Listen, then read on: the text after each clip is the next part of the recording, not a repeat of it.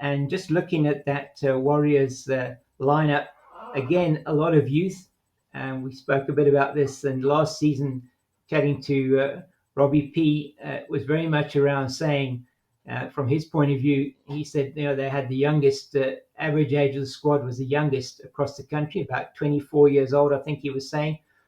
So just looking at the team that you've got up there, some good introductions for them in terms of particularly, I think, from that high performance contract they've given to Thomas Carver, the left arm wrist spinner from SWD. I think he's a very good addition to the squad.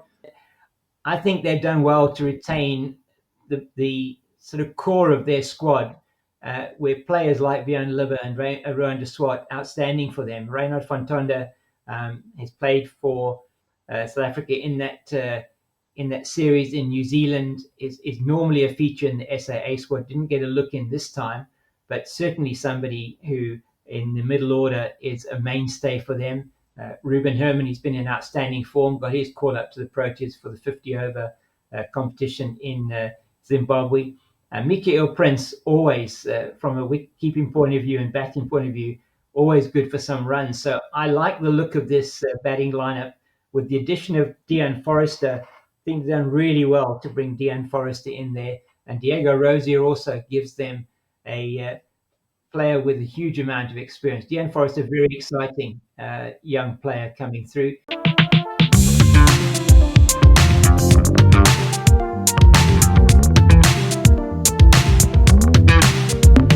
Hello and welcome to another episode of Stumped. With me, as always, CS Chiwanza, and joining me today as we preview the CSA 4-day series is James the Cape Fox King, cricket commentator, analyst, and all the good things rolled into one. James, welcome. Thank you very much, CS. Good to be with you here. Yeah, and look, I'm very bad at introductions. I do mine badly as well, but you know what? I'm sorry if I left out all the cool stuff of the things you do for cricket.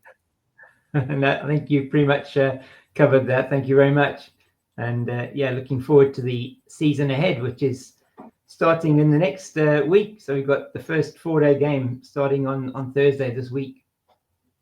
Yeah, I mean it's been pretty bad with other cricket. You don't know what to do with yourself when there are no matches, as far as I'm concerned, really. But I'm quite excited for this new season. Yeah, I think it's going to be a very interesting season up ahead. 4 rounds of the 4-day competition that are coming up before the end of October.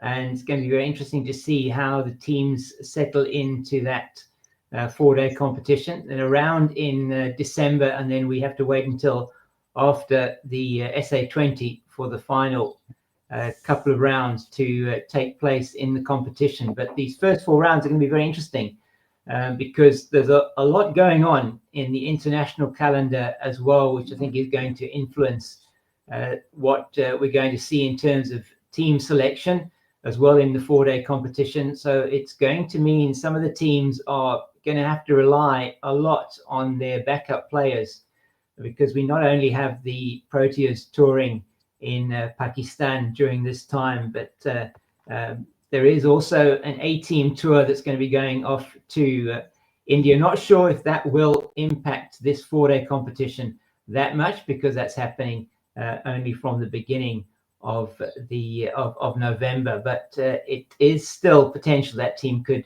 join up a little bit earlier maybe and impact the last round of matches.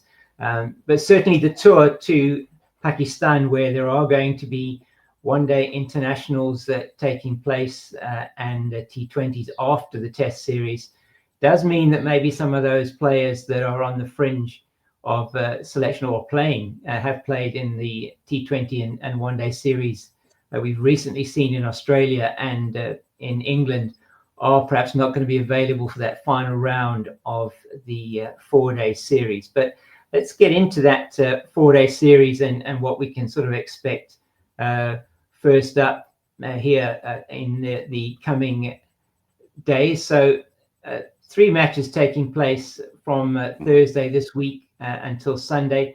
Boland, Gold Rush Boland at home to the Titans, which should be interesting. Warriors up against World Sports Betting Western Province, and then the Dragons up against the Tuskers, which is going to be a very interesting match. In fact, in that for that one, where so expecting those two teams, which I think a lot of people are probably expecting, maybe the teams that will be fighting it out at the lower end of the spectrum here on this season's competition, that they're going to they want to get off to a very good start. So it is going to be interesting to see how that is going to pan out this week.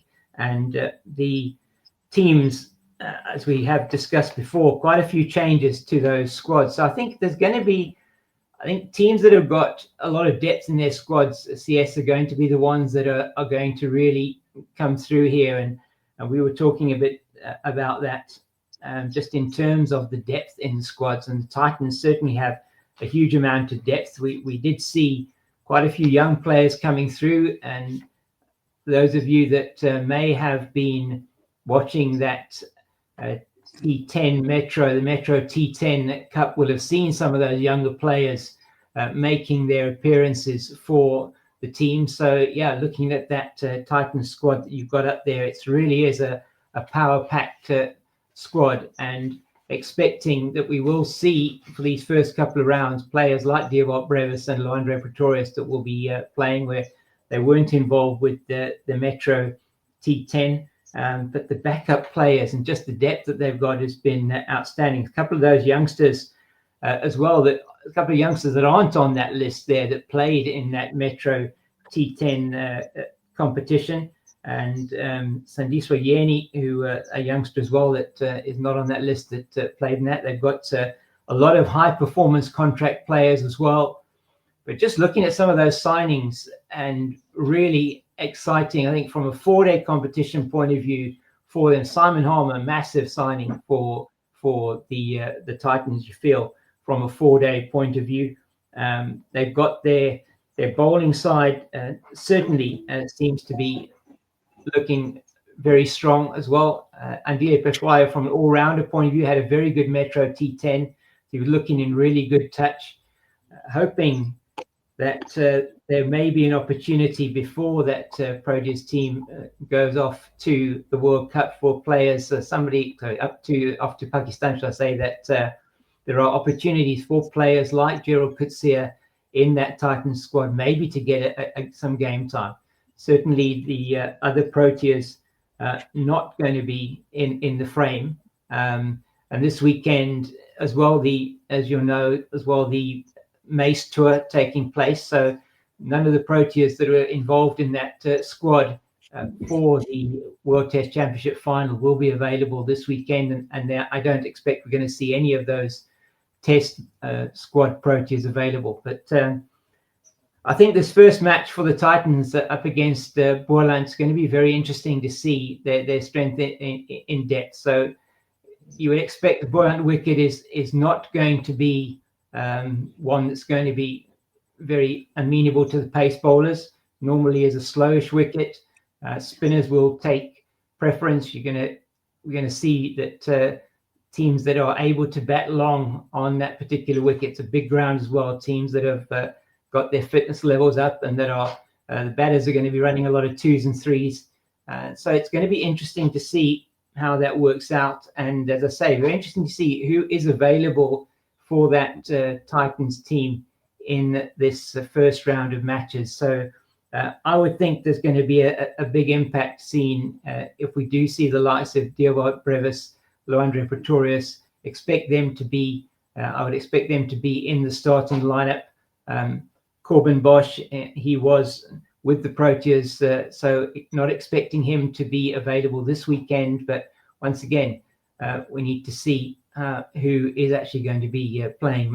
Lizard Williams, who's just did play a couple of those T20 matches as well in England, played in England, and he will be again one that I think they may be looking at, the national selectors may be looking at and saying, okay, can we give him some game time? But again, very difficult to say what will happen. Lesego Senekwani, part of that squad as well. So very interesting to see how he's going to go. Had a very good outing in the second match. Didn't do so well in the first match, but in the second innings of that SAA game against New Zealand Day, a very good half century for him. So expecting him to make a difference as well in that squad at the top of the order for the Titans. So all round, I think you've got a really strong team there from a Titans point of view. I'd say the only area that we may see that they may struggle a little bit might be in the fast bowling stakes, but then you've got the people that have been performing for them over the years, guys like Diane Khalim and Junior Dala, and the addition of Dwan Jansen is going to potentially make a difference there if Corbin Bosch is available as well. Clearly, they've got a very good lineup from that point of view, but just let's see how they go this week. I mean, the Boland team, by contrast, not too many changes for them in the season that are coming up. So just the one player in, Jedley van Briesies, the only player that's actually come in to the squad for Boland. But some exciting youngsters that are also available there. Gijsbert Weger, if he does get a chance to play, really exciting youngster that they've got there, picked up in the SA20 auction as well, there by the Durban's Super Giants. So he also has the ability to do really well for them, but probably not in the 4-day encounters. But just looking at that lineup, very settled lineup for them. And again, their bowling attack is suited to the conditions that you do find in Paarl. I'll be there from Thursday all the way through to the end of the game, and it's going to be interesting to see how the wicket is going to play. If it's a typical Boland Park wicket, it's going to take spin, so you would expect that the guys will be certainly wanting to bat first. And it was in the batting, I think, last season that we really saw this Boland team come to the fore, and they made a couple of good signings at the beginning of last season. They brought in to the team Gavin Kaplan, Grant Rillofson, and Rillofson had an outstanding campaign, a couple of very big hundreds, and he ended up, from a first class point of view, ended up as third on the list for the 4-day competition with 560 runs at an average of 70. So it really was outstanding. 200s with a very big one at 240, and he and Kaplan were very good additions to that particular side. Aviva Mgijima, not as good a season last season as the previous one, but once again, I expect him to be in that middle order. And they're spoilt for choice, really, when you're looking at the top order batters. Blade Capel came across from SWD last season, didn't get too much of a chance to have a look in from a batting point of view in the 4-day competition. But it'll be interesting to see how that is going to work this year. So, from a fast bowling point of view, Glenton Stearman leading the attack. Akona Mnyaka still there, the left armour, and then Aya Kamani, who'll run in for you all day. And again, Keith Dudgeon, another one that offers a little bit of an all-round capability there. So I think it's a pretty balanced team. If you look at the spin options, Sean van Berg, outstanding. I mean, he was the top wicket taker in the competition last season, 35 wickets for him at an average of 20. And he took an 8 for 54 was his best analysis. And he's really been, he's evergreen. He just seems to carry on going, just trundles in from the end and can turn that ball both ways. So I think it's going to be interesting. It's going to be the spin and the batting of Boland against the depth of the Titans in this first encounter. And you expect the entire season, it's very much going to be whether Boland can exert the best from their home conditions. They play 4 home 4-day games, so that is going to benefit them this season quite a bit. So interesting. I think it's going to be very interesting to see. I mean, I think they punched above their weight last season, and I know that the team down there are going to be keen to make sure they do the same this season. And so that's going to be very interesting. And just looking at that going forward, the Warriors are up against Western Province at St. George's Park. And just looking at that Warriors lineup, again, a lot of youth. And we spoke a bit about this in last season, chatting to Robbie P. Was very much around saying, from his point of view, he said, they had the youngest, average age of the squad was the youngest across the country, about 24 years old, I think he was saying. So just looking at the team that you've got up there, some good introductions for them in terms of, particularly, I think, from that high performance contract they've given to Thomas Carver, the left arm wrist spinner from SWD. I think he's a very good addition to the squad. Jason Robenheimer had a good season last season, the off-break bowler. And then they brought in, again, some youngsters who I think are going to, for them, I think going to make a bit of difference. You've still got the King brothers, JP and CJ King, that are there. And they've both picked up contracts with the SEC and the SA20. And just say looking at their other signings as well, from a youngster's point of view, and bringing in Tando Soni, and SA under-19 opening bowler, and he's a Glenwood boy, so coming down from KZN, and it's going to be interesting to see how he goes. They've brought in the fast bowler as well from Western Cape, Wesley Badger, also a youngster, his mid-20s, and retained some of the guys that really did well for them last season. Jordan Herman had an outstanding season last season. He's been in good form for SAA as well, so I expect him to have an impact. And they've brought in the very exciting fast bowler, Gideon Peters, who's come down from the Northwest, as well as Kerwin Mungry, who can hold up an end for you really well. Matthew Boast, another youngster, really exciting youngster who's in that team as well. So I think they've made some good signings. They've brought in some really good players. They've retained the core of the batting that they had last season. They lost Jivishan Pillay to Western Province. But that does then potentially give an opportunity for players like Jean Duplessis perhaps to come in and make an impact from a 4-day point of view. But I do think they will also play Mo Manak, signing from the Lions. I think that's also a good signing for them from a top order batting point of view. And Sinatemba Keshile, brilliant form for him in the SAA game against New Zealand A, getting his highest ever first-class score in that match. So I think he really, between him and Tian van Vuren, who is playing for the Free State at the moment, they did exceptionally well in that first innings for SAA. And it really would be good to see him get back into some form. Certainly, for me, if he does show form, he's somebody that perhaps can still put his hand up for national duties as well. I think he'll be in that SAA team that will be going to India, no doubt.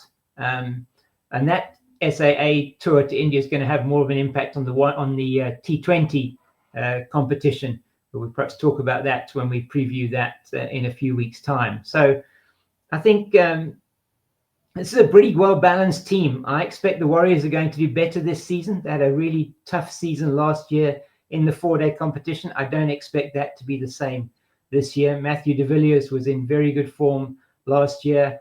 If they do have Matthew Britsky available, we obviously don't know what the team selection is going to be for that Pakistan tour. He will definitely be playing in the one-dayers, so there may be that he might miss the last game of this initial season, but 4-day part of the season. But they do have a really well-balanced team, and whilst there is an emphasis on youth, they still do have experience in there as well. The likes of Duane Olivier, and if you look further down, Senna and Wittasamy, if he's not with the Proteas as well, clearly, and Patrick Kruger, always good in the middle order and offers you something with the ball as well. So I think it's going to be a good season this season for the Warriors, and I expect them to give Western Province a bit of a difficult match there in St George's Park. And if we look at that Western Province lineup and their squad for the season, they've also not made very many changes, and just the 3 players that they brought into the squad this year, and 4 that have moved out. And just they do have, and I think for this first weekend's encounter, they will be without Dane Patterson, who I'm sure will be with the Proteas on that Mace tour. So yeah, just looking at that, not really. They've really focused on stability. They've brought in Division Pillay. I think he's a good signing. I think the biggest issue in the 4-day competition last season for Western Province was the middle order. So they did well, the lower middle order in terms of George Linder. George Linder had his best ever season in first class cricket in South Africa last year, got his highest first class score. Between him and Edward Moore, they were really the mainstays of the 4-day season for Western Province, which meant that they could finish mid-table. They really struggled with the batting positions 3, 4, and 5. So I think that's an area where they've looked to strengthen their team. They brought in Joshua van Heerden, they brought in Division Pillay, and I think those are very good moves from that point of view.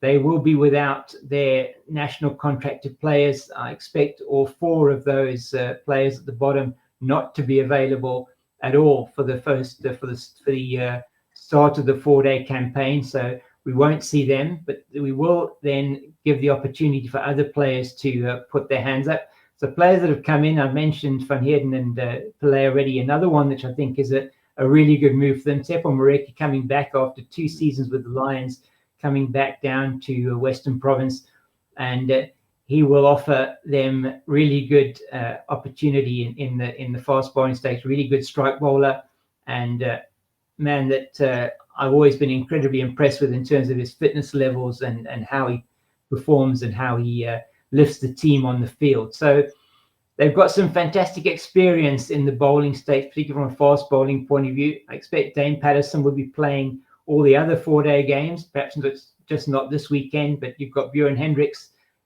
you've got Tsepo Moreki, the youngster Ray Daniels, if he gets a chance as well. I think is really exciting. He did play in the Metro T10. I think he'll be a very, very good 4-day player. Very accurate. Watched him play against England under-19 last season. Very impressed with what I saw there as well from Ray Daniels. So a good signing for them there and retaining him. Oliver Whitehead, for me, is another one that offers you something from an all-round point of view. Whether he'll get any game time, I'm not so sure, particularly in the 4-day competition, but a big addition for the T20 and One-Day Cup coming up later on in the season. And then, of course, Mkhitaryan Pongwana, who's also been with SAA. He probably had a lean season with the bat last year. He'll probably be the first to admit that. But with the ball, he was outstanding for them, and often is the one that gets the breakthrough. And it's been very economical. It's very economical for SAA as well against New Zealand A. So I'm expecting, from a bowling point of view, from a fast bowling point of view, they've got the bases covered, Western Province. I think from a spin point of view as well, Carl Simmons, outstanding again last season, and he really has been a standout from a bowling point of view. Perhaps doesn't get the recognition outside of the Western Province that he deserves, but once again, from a bowling point of view, last season, first class, he was the fourth leading wicket taker with 25 wickets. In fact, headed the 50 over competition with wickets. So a very, very good player to have in your team, and I expect him to be making a start in pretty much every game. George Linder, his bowling and his batting particularly last season was outstanding, and I expect him as well. He will definitely be in the starting 11. So it does mean that somebody like Juan James, the off spinner, off spinning all rounder, perhaps will not get the game time. But again, depends on what they're looking at and the availability of the players. So I expect that Western Province will have a better batting season this season, and they'll be right up there from a bowling point of view. So it's not going to be, I think it's going to be a season that they can challenge the teams with more depth. What we don't see here in this squad is the depth of players in the province that are not contracted, and you still do have other players. Last season they were able to draft in players like Jody Lawrence, for example, made his first class debut at age 34 and ended up being one of the top wicket takers in the first class. He was in fact the second highest wicket taker for Western Province with 18 wickets last season. So there is depth there. They did actually have some of that depth was on display in the Metro T10 as well, which I think was really good. They gave opportunities to Kashif Joseph and Mbulelo Dube. And there's some other players bubbling under that are not in that squad. Daniel Lateghan, who's recently, he was actually playing for Worcestershire, made his first class debut. He was picked up in the SA20 auction by My Cape Town for in that auction. Very good youngster, 21-year-old, I think he's 20 or 21, out of Durbanville. And he is really an outstanding looking prospect. As I say, Worcestershire winning the One-Day Cup in England yesterday, and he was in that squad and made some really good runs for them. So I'm expecting he will potentially be bubbling under this squad later in the season. And then no mention here of players like Abdallah Bayoumi in the squad, who he certainly he won't perhaps make an impact from a 4-day competition point of view, but later on in the season perhaps we'll see him in the T20s or in the One-Day Cup. So I think, as I say, this squad perhaps belies the depth that sits below it. But I think this season, very important for a number of players on there that I haven't mentioned yet. Players like Daniel Smith, John O'Bird, Valentine Katime particularly, who are going to need to, when asked to make a contribution, Bongi Mfanelo as well. I mean, he will probably be potentially going to be coming in the middle order. They're going to need to make a contribution and to really retain their places in the squad going forward. And so it's going to be interesting to see. Again, I think Western Province will be there or thereabouts this season, and they are a good 4-day team generally. So I think it's going to be a very interesting clash, this first one, seeing how these squads are going to pair up against each other in the first match of the season. So again, very interesting that game is going to be. And the third game coming up on Thursday is the Dragons against the Tuskers in Potchefstroom. And that pitch there coming off a very high scoring match between SAA and New Zealand A. So once again, they're perhaps expecting that there's going to be lots of runs on offer. And Northwest, just looking at what they've done, some big moves for them in the off season. 7 players in and 7 players out, and it has been, as I say, a big season for them in terms of the players that they've brought into their team.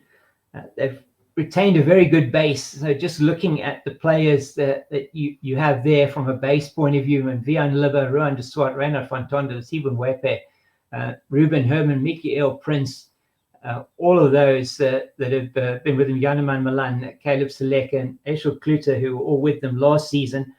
So they've retained a very good base. They've lost Dwan Janssen and Marco Janssen have moved to the Titans. Klein Clay has moved to the Tuskers. Gideon Peters, as we said, Gideon Peters to the Warriors, Kerwin Mungu to the Warriors. And then Matthew Kleinfeld has retired. But I think they've done well to retain the sort of core of their squad, where players like Vian Libba and Ruan de Swart, outstanding for them. Reynard van Tonder has played for South Africa in that series in New Zealand, is normally a feature in the SAA squad. Didn't get a look in this time, but certainly somebody who in the middle order is a mainstay for them. Ruben Herman, he's been in outstanding form, got his call up to the Proteas for the 50-over competition in Zimbabwe. Mikael Prince, always from a wicket-keeping point of view and batting point of view, always good for some runs. So I like the look of this batting lineup. With the addition of Dean Forrester, I think they've done really well to bring Dean Forrester in there. And Diego Rosier also gives them a player with a huge amount of experience. Dean Forrester, very exciting young player coming through. He gives you the fast bowling and medium pace option as well from a all-rounder point of view. And players like I mentioned, Michael Pretorius, I mean, from a fast bowling point of view, just looking at what they have there, it is not a bad team at all. And they have in their high performance contracts, you've got there Lutendo Tanwani, from a rookie point of view. He's also a fast medium bowler. You've got Tabile Hlatuka, who's come in as well, also who can bowl right arm fast medium.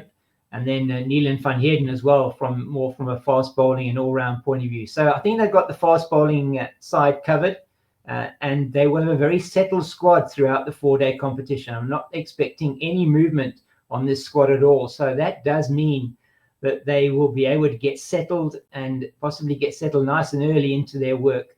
Good addition for them this season, Jade de Klerk, coming from the border. He was the top wicket taker with his slow left armers last season in the 2nd division, and he's yet to really live up to the potential that he's shown, and certainly did do that last season with border, and expecting him to have a big role to play here. Vion Libba is going to be able to turn his arm over as well from a spin point of view, and then of course the exciting Caleb Seleka. So they've got all the bases covered here for me, Northwest. I think they're going to have a good season. So I didn't mention Onka Nyaku. He's come up from Western Province. He had a very good batting season for Western Province last year and was always able to as well fill in from a bowling point of view. So I do think they're going to be a difficult team at home, very difficult for teams to get the better of them when they're playing at Poch. They know the conditions there, good batting pitch generally. And if the weather is fair, and hopefully over this next period of time, there's not going to be that much rain, they will see their games completed there at Potchefstroom. And they're going to make it difficult for teams that are going to be playing against them there. And when they go away, I think if you're looking at pitches that have got pace and bounce, they've got that covered. Alfred Matoa also coming in from the Warriors there is a very good bowler just to keep it tight from a first-class point of view. So I like the look of this team.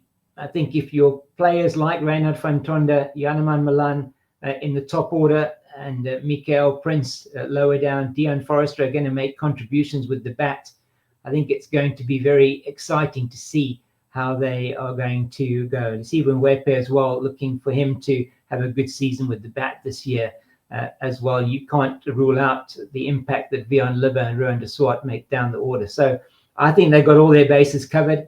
I'll be surprised if they don't come up trumps this season and give quite a few of the what we expect to be bigger teams a run for their money, particularly at home. And Tuskers, I think it's going to be for them not that easy a season. They have made some interesting signings. So 7 players in for them and 3 that have moved out. So some big signings to try and improve their situation in the first division, back in the first division, having dominated Division 2 last season. So once again, relying on their players from last season, the captain, Michael Elank, they've got Malcolm Nofal, they've got Sean Gilson, Jonty Rapalana, Cameron Shackleton, all who were with them last season, Ziad Abrams, Sean Whitehead as well, and Marcelo Piet and Mbalelo Budaza. And then the additions from number 10, the additions to their squad, Wayne Parnell, and expecting him to make more of an impact probably in the shorter format of the game. Not sure if he will be playing in the 4-day games for them. Darren Dupavillon, big signing for them. I think that's important. Haris Falun will run in all day for you as well. And players like Andile Mokakani, who is somebody from a batting point of view that they'll be wanting to fit in there with Jonty Rapalana into that top order. Ronaldo Meyer from the Warriors as well, who will certainly boost their fast bowling stakes, and Berman Klein, who is also going to help them more from an all-round point of view, but also from a bowling point of view. Jack Lee's on the high performance contract. He did play for them last season. Very exciting youngster coming from the Gauteng region, and a real signing that I really like, Mohamed Bulbulia, the young under-19 SA under-19 co-captain from last season, and he has got massive potential. So I expect to see him as well making his debut in first-class competition. And Tando Zuma, also a batter that we expect to see coming through, and Chad Laycock, perhaps more in, again, Chad Laycock, perhaps more in the in the shorter format of the games, but an exciting youngster as well from Glenwood, who's come through there. So look, it's going to be a tough season for the Tuskers. They're going to need to make Peter Maritzburg a fortress for themselves. Going to depend a lot on the experience of their players like Michael Erlang, the captain, Nofel, and they're going to rely on players like Wayne Parnell to really influence the squad positively. I think Wayne has that ability to do that. Huge opportunity for him to help develop some of the players that are there. Darren du Pavillon, I think, underrated for me. I think he really is a very good bowler. If he has a good season, it's going to help the Tuskers tremendously. And I'm pleased for Ronaldo Mayer. I think he's going to get more game time up with the Tuskers than he did with the Warriors. So once again, I think there's a good balance to the team. Whether they're going to be able to punch above their weight is, once again, I'm not 100% sure how it's going to go for them this season. One would certainly feel that they look a little bit light in terms of the depth of their squad. And I think that is something that's going to play a huge role. The big benefit for them probably is that their squad will be very settled and they won't have national players or SAA players coming back in and out the entire season. So interesting to see how they're going to go this year. But, it's you would expect that they would, like Free State did last season, perhaps have some good performances across the different competitions. The 4-day competition, I think they're going to struggle just from a depth point of view. But as we say, anything can happen in any game. It's going to be interesting to see how this first game plays out. So, the two teams that are not playing this weekend will then play their first match, or the match they're not playing this weekend will then be played, in fact, between Wednesday the 8th and Saturday the 11th of October. And that's the Dolphins against the Lions. So they may have rescheduled that match, but those are the last two teams in the 4-day competition. And it is going to be, again, very interesting to see how these two teams fare against each other. The Lions have got a depth in their squad, quite significant depth in their squad.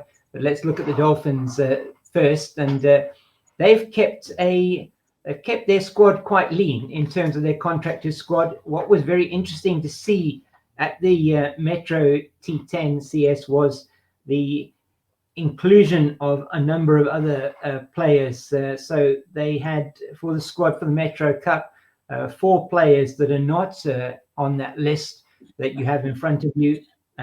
And there are other players as well, sort of bubbling under there. But once again, looking at that squad, you really do have, and they've done very little business this season. No players, no extra players in. 2 players out, Darren du Pavillon and Banere Taylor, and Sorrel Evia is retired.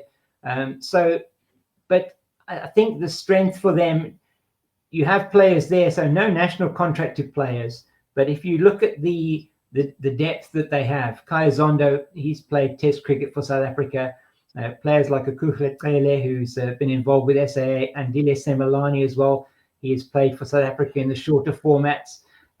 You have Prendelan Subrian. I mean, he's been brilliant again, SAA, and playing for South Africa. Otniel Bartman, again, a Protea in the shorter format of the match. Jason Smith had a very good, we didn't have a bad SAA series against New Zealand A, and the experience, I didn't mention Marcus Ackerman, who captained that SAA team. Ethan Bosch has also made his debut for South Africa in the shorter format of the match. So, and other players, huge experience in John Smuts, and then the excitement of players like Bryce Parsons, Slade van Staden, who had a very good Metro T10, and Hanu Fulyun, who was very good for them last season, particularly in that 50-over tournament that they won when they won the trophy last season. So those players, Tapangitole, always, from his point of view as well, somebody good to have there in the batting order. So I think they do have their bases covered. Romashan Pillay as the rookie, very good youngster from a couple of years ago, and Kaima Jolawik, and then into the the Cubs setup, was in very good form. They expect him to come through and perhaps play a couple of games, depending on whether you have any injury concerns. Kobani Mokoena, another really exciting youngster, and I thought he bowled quite well. In fact, he bowled very well in that Metro T10 for his age and for the players that he was up against, and Dolphins getting to that final against the Titans, which was really good. A couple of the youngsters that played as well in that, Aryan Gopalan, Blake Simpson, who also played there, a batter, Lee Fantanzi, a right fast medium bowler who was with Southwestern Districts last season, and then Semal Pillay, another batter, opening batter, right-hander. So there are players bubbling under here that we're not seeing, but a settled team. I look at that, and they've been playing with each other, playing together. With the players have been together for a long time. They know their strengths. You've got a very good middle order, top order. I mean, Menson Tristan Luciet from a bowling point of view, also SAA, SA under-19, SAA, really exciting youngster, picked up by My Cape Town as well as one of their under-23 players for the SA20. So just looking at the team, what a depth of experience they've got. Batting, Marcus Ackerman, really, I mean, he cements that middle order. John Smuts, you expect him to play a huge role for them as well this season. So they do have the bases covered. I mean, the only area perhaps that I would be a little bit concerned about, if they do have a problem with the fitness of some of their players, maybe from a fast bowling point of view. But just looking at it, I mean, you've got Lisa Milani, Bartman, and Bosch. So, and Jason Smith can also turn his arm over from a medium pace point of view. So I do like the look of their Dolphins team. I like the fact that they're settled. And I think, once again, they've got their bases covered from a spin point of view. If they don't have, I mean, Brendan O'Brien is not available. You do have John Smuts, who is going to be somebody that's going to make a big impact for them. So I think, all in all, Bryce Parsons can also turn his arm over. So I think this, for me, is a well-balanced team. It's got a blend of youth and experience, and they could make life very difficult for a number of people, teams in this particular competition, and none more so than the Lions, who yes, they did. They ended up sharing with that drawn final last season, shared the trophy with the Titans, but ended top of the log last season in the 4-day competition. And a lot of that, for me, was to do with that depth. And you're just looking there at that squad, 7 national players.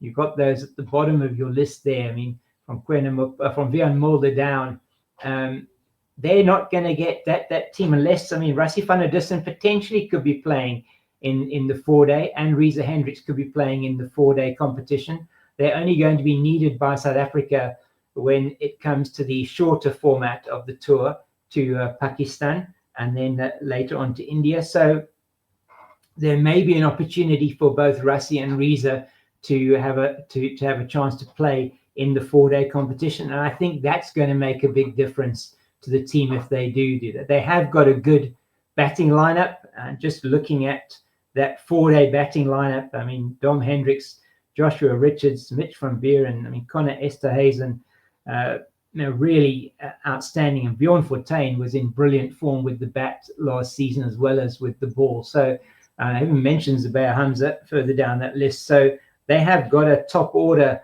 that is capable of taking any attack apart on any day, and they can bat really quickly in the 4-day competition. Add in Rassie van der Dussen and Reza Hendricks into that particular mix, and you have got a situation there where you've got a team that can really bat incredibly deep. I mean, you mentioned Wandile Makwetu did well with the gloves last season as well, and is a really good from a top order batting point of view. So they may have lost a couple of youngsters like Mo Manak, for example, but I think if you just look at the depth they've got from a batting point of view, they're going to be scoring a lot of runs. They've got the youngster Richard Seletwani as well. He can also bat. So I'm really excited to see how they're going to perform with the bat this season. They have lost Tsepo Moreki from a bowling point of view, but made two really good signings from the Warriors, bringing in the youngster Sia Plaiki. I know we spoke a bit about him before, just around how he perhaps has flattered to deceive a bit previously. Expect him to get quite a bit of game time with the Lions. Hopefully for him, Baya Swanepoel, outstanding performer for the Warriors over, and really is going to fill in that void between Sia and Beyers. They're going to fill in the void that may have been left by Tsepo Moreki. Lutando Sipamla is a player that Luto Sipamla, he's going to be really, I think he's the key for their attack from a fast bowling point of view. So they've got those bases covered. I do like the look of the team. I like the balance of the team. I think they'll be fighting for honours in all three competitions again this season. We do expect that from the Lions. Their coaching team is incredible. I mean, Russell Domingo with his assistant Jimmy Hamadi, but he's got Alan Donald, he's got Hashim Amla and Jonty Rhodes all there from a bowling, batting and a fielding point of view from a coaching aspect. And the youngsters in that team, I say I still call probably Mitch van Buren a youngster, but you've got Mitch van Buren, Delano Potgieter, Connor Esterhazen, all really have got the ability to turn games on their head. And having mentioned Cody Youssef also getting his debut for South Africa in one-day internationals. He was out over playing county cricket in the UK, and he got the call. He has made his debut for South Africa. He is another outstanding performer for them. So, and from a spin point of view, they've really got the bases covered. I mean, Bjorn Fortuin, absolutely brilliant. Richard Seletwani, he's developing as an off-break bowler, so I expect to see him playing and certainly doing his bit there. And of course, Ngaba Peter, who is just developing his skills as a very young leg break bowler. We know leg break bowlers take a while to develop, but he again, if he can get an opportunity to play some more four-day cricket, I think that's going to really help him in developing himself. So I expect the Lions will be right up there in every single competition this season. And the first match they've got is going to be next week, and that match they'll be playing away here in the Cape from Thursday the 2nd against World Sports Betting Western Province. Always a big match, that one, a north-south or south-north derby.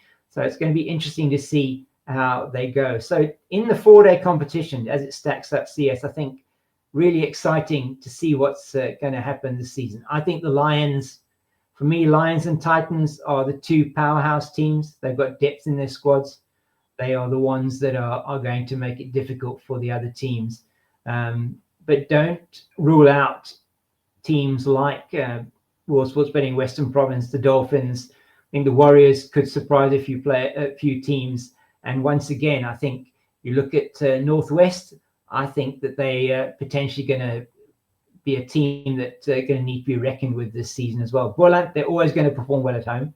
And if they can make Boland Parker Fortress in the four-day competition, it's going to mean they'll be there or thereabouts in the middle. So it's going to be an interesting four-day season. I think the 7 games, and as I say, 5 games this side of the end of the year, 4 in this initial period, and then 1 round in December. So let's see what it looks like after in a month's time, when we are going to be able to see the outcome of those first 4 rounds. Going to give us a very good idea of where the competition is going, and we just hope that it's going to be good weather and that we're going to be able to get full games in wherever we can to see how it goes. Very important, this competition, in developing our future Proteas. So good to see some of the youngsters that they're going to be coming through.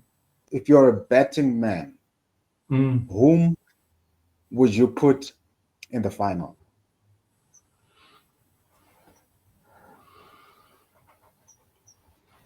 Look, it's hard. It's hard to look beyond the Lions and the Titans once again. I know it sounds like a familiar record being played.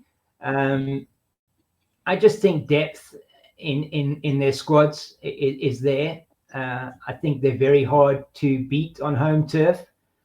and they've got, the players that are there now, whilst they do have some youngsters, they've got the experience of playing at the coastal venues as well, and that is important. I think the conditions at the coast are very different to what they are up in Gauteng. We know the ball flies a lot further in Gauteng. The wickets are harder, don't take as much turn.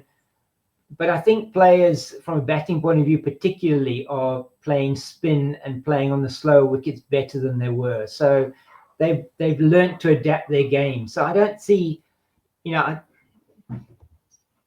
is possible that other teams, will be in the mix. I mean, I don't think that World Sports Betting Western Province will be far away. I don't think that, the Hollywood Bets Dolphins are going to be in there or thereabouts. The Dapper Warriors, they could surprise a number of teams. I mean, say, what is it now? East Vaal, Renault Dragons, I think they're called. I mean, again, there are a number of teams that could surprise them. The key is going to be how these sort of the coastal teams and the lesser teams play, say lesser teams, the teams that haven't got a depth in the squads, how they play at home and how they can make home conditions work for them. And somebody like Gold Rush Boland, that is going to be crucial. 4 home games, they have to win 2 or 3 of those games. If they don't, then they're going to be struggling. They're going to be mid to lower table, because they're not going to have the armory when they go and play in up country. They're not going to have I don't believe they're going to have the armory to be able to make the kind of impact there. I mean, their batting, the batting is good. It's got some good batters there, but it is going to be very much around who adapts best to the conditions, and where you've got the deeper squads, where you've got players that have had international experience or have been able to play a number of seasons in the different formats. I think those teams are going to be the ones that are going to make the best impact. So yes, hard to look beyond perhaps the Lions and the Titans, but don't rule out any surprises. One question that I've had, that I've been mulling over, was it's 7 matches per side.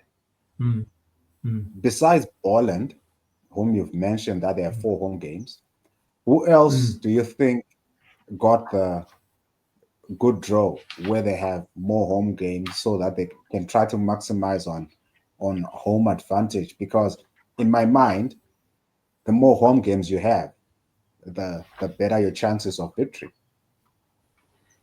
Yeah, certainly. So looking at that, Western Province also have 4 home games. So that again is definitely going to assist them. They have 4 home games. The Warriors have got 3. The Lions have got 3. And the Tuskers, let's look at them. The Tuskers have got 4 home games. So that's very good for the Tuskers that they've got 4 home games, considering their situation. And we look at the Dolphins, they've got 3 home games. And so I think the Dragons then must have 4. Yes, the Dragons have got 4. And so the one we haven't looked at is the Titans. And I think they've also got 3 home games.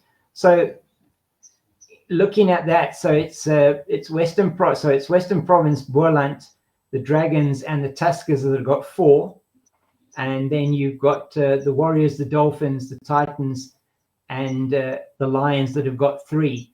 So that stacks it favorably into those teams, particularly if you're looking at Boland and Western Province. And the Tuskers, gives them a chance at home venue for that. And if you're looking at the Dragons as well, I think that does certainly benefit those teams. If they can grab a couple of victories or more from their home games, could make it a very interesting season. Where the Tuskers are concerned, I'm a little bit worried because Pietermaritzburg normally has draws. I think there's an issue with the weather I think that it starts very, very early, so that means less playing time for sides. And that might mean they might have lesser results. So I'm worried about. Yeah, the big issue, and I'm not sure whether they've done any work on the Maritzburg Oval, but the big issue is that it doesn't drain very well, and that can create a number of issues. The same situation, funnily enough, does exist in Potchefstroom. If you get a lot of heavy rain in Potch, it can mean that the outfield stays very wet for quite some time. It's in a bit of a bowl there, JB Marks Oval. But just looking at Maritzburg, there were in the previous season a lot of games that were ruined by the rain. In fact, if you look at the 4-day final in second division, I think they played 1 day and a couple of overs, and the entire rest of the game was washed out completely. So it is a concern, and they have the weather this time of the year should be better for them than later in the season. But again, if they have got weather, it could certainly push their games into being make sure that they don't get a result, and they need to get home results. The Tuskers are going to need to get home results. They're going to struggle on the road. Mm-hmm. And one of my other things with them, because I can appreciate the strengths that everybody else has, with the bowling and the batting, with the Tuskers, it just feels like they strengthened their bowling, which is good, but then I have this nagging feeling that they have a batting side that's too good for Division 2, but probably just under par for Division 1. Well, yeah, I take your point. I mean, you look at that, you look at their lineup from a batting point of view, and it's not one that you have got anybody that's in first class cricket that's averaging in the 40s. You probably have got a few of them averaging in the 30s, and it really is. It's difficult. I mean, I'm not trying to. I did a little bit of work just looking at some of the players. I mean, Andile Mokhakani, who they brought in from the Northwest, he's averaging 18 in first class cricket, and yes, he's been playing in first division, but he's going to need to up that, as well as the other players. They're just Cameron Shackleton, Kagiso Rapalana. It's hard to see how they're going to score consistently if they're going to score 300, 400. Again, that is going to be difficult for them to do. So if they're relying on bowling other teams out, that's going to be very difficult for them. Yeah, that's very true. So best of luck to Ahmed Amla and his side. I just hope they can pull out something and surprise all of us. I hope so. I hope that they, youngsters coming through. I mean, somebody like Mohamed Bulbulia, I'm thinking he probably will get a chance to bat in the 4-day competition. Jack Lee's another batting youngster. Tando Zuma is also a youngster. He's on the rookie contract, a batter. But I mean, I think, let's see. Somebody's going to need to excel there from a batting point of view for them to be able to post totals that are defendable. Because if you don't put the runs on the board, even if you've got the best attack in the world, it's difficult. It makes it very difficult for you. And so, folks, that's our brief preview of the 4-day series. And as James said, I did not say it, he said it himself. He's put the onus on himself, because I'm always available. We will be doing the shorter format previews together again, just as soon as they're around the corner. But we hope to have a good 4-day season. James, thank you very much for joining me on Stump. Thank you so much, CS. Always great to chat to you, and looking forward to this 4-day competition.